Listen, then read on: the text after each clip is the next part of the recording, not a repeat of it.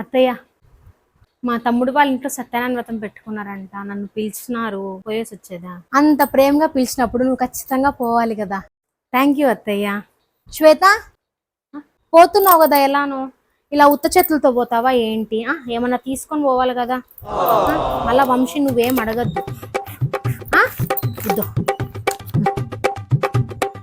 పూజకి ఎవరెవరు కూర్చుంటా అన్నారు. సరేలే, ఎవరన్నా కూర్చొని ఆ దంపతులకు బట్టలు పెట్టాలి కదా, బట్టలు పెట్టేసి ఉత్త బట్టలే కాకుండా ఫ్రూట్స్ ఏదైనా పెట్టి సీజనల్ ఫ్రూట్స్ తీసుకొని పో, ఇంకా బాగుంటుంది. ఇంకా మీ తమ్ముడు కొడుక్కి రిమోట్ కార్ తీసుకొని పో. ఇంకా మీ అక్క పిల్లలు వస్తారు కదా, వాళ్ళకు కూడా 2 ఫ్రాక్స్ తీసుకొని పో. ఉత్త చేతులతో పోతే ఏం బాగుంటుంది చెప్పు. రిటర్న్ వచ్చేటప్పుడు మీ అక్క పిల్లలకి మీ తమ్ముడు పిల్లలకి చేతిలో డబ్బులు పెట్టేసిరా.